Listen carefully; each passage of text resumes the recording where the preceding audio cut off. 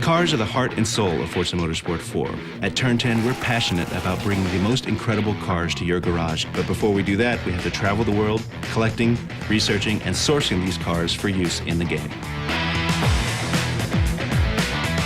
The process starts with design announcing a car. From there, I go to clubs, look for sale ads or dealerships. And sometimes there's people I've already met. But at the end of the day, these guys are car guys. They're open to it, and they enjoy sharing their car. And for Forza 4, that car is their car. It's going to be in there forever, and it's something you can't take away from that car owner. And those car owners, I think, really enjoy that. That'd be like the highlight of my life.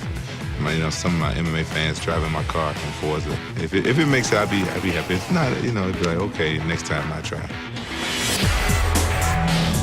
Each method of acquiring reference for a car has different advantages and disadvantages. Scanning is nice because we know it's correct. We know the shape is accurate. The manufacturer that we have to approve it with knows the shape is accurate. When we scan a car, we're getting data on the inside and the outside of the car that's accurate to 12 thousandths of an inch of every surface that we capture. Some of the other ways that we capture data for cars is to take photographs of the car. We shoot photographs for two different reasons. One is for texture source. But we also have to rebuild the shape. In cases that we couldn't scan the car, we have to recreate the 3D shape of the car out of photos.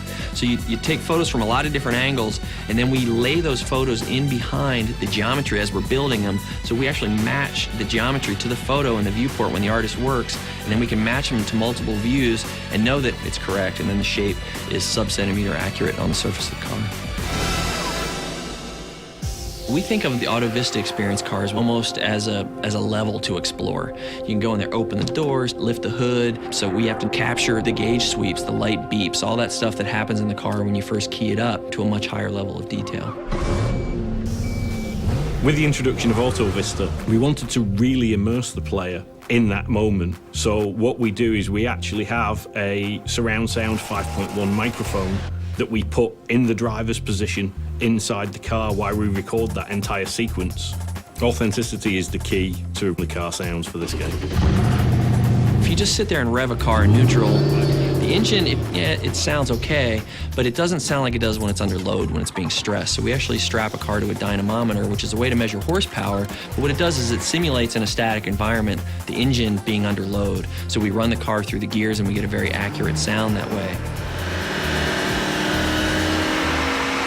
Every car is different, and we'll spend some time walking around the car at first, trying to work out where the cool sounds are, what the sounds are that really capture the sound of that car, and then we'll position multiple microphones on each of those sources to try and get different perspectives to make sure that when we bring it back to the studio, we can get everything we need and reproduce the sound of that car. The audio sessions allow us to have the car sound real in-game, and the dyno session really allows us to push it to its limits.